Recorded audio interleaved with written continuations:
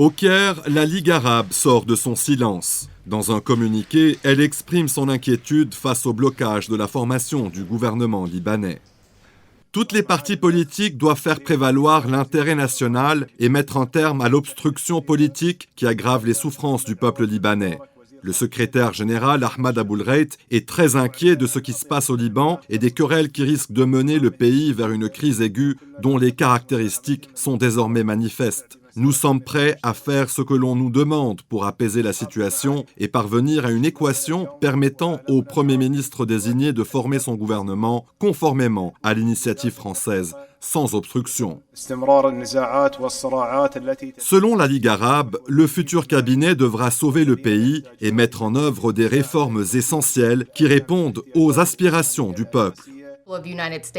Même son de cloche à Washington, le département d'État américain a vivement critiqué l'inaction apparente des dirigeants du pays face aux crises multiples. Nous sommes inquiets de voir les derniers développements au Liban et l'inaction apparente des dirigeants du pays face aux crises multiples. Les responsables libanais doivent mettre de côté leur stratégie partisane du bord du gouffre et former un gouvernement qui devra rapidement mettre en œuvre les réformes essentielles et attendues depuis longtemps, restaurer la confiance des investisseurs et sauver l'économie du pays.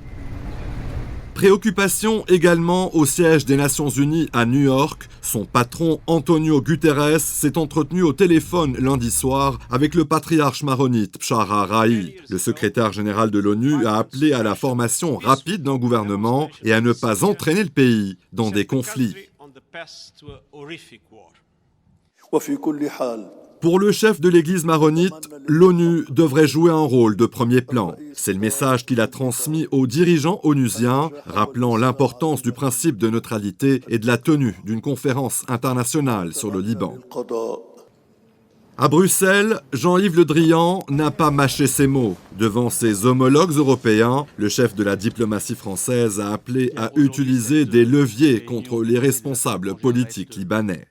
Ce pays est en train de dévisser. On sait que les solutions existent. Il faut un gouvernement qui soit un gouvernement inclusif, qui soit un gouvernement opérationnel, un gouvernement d'action, et il faut des réformes.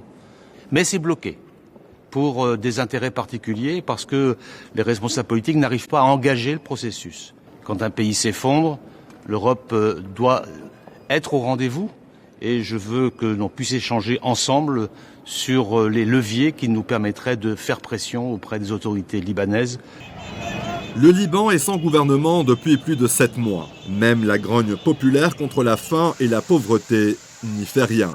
Le président Michel Aoun et le Premier ministre désigné Saad Hariri campent tous les deux sur leur position et s'accusent mutuellement du blocage.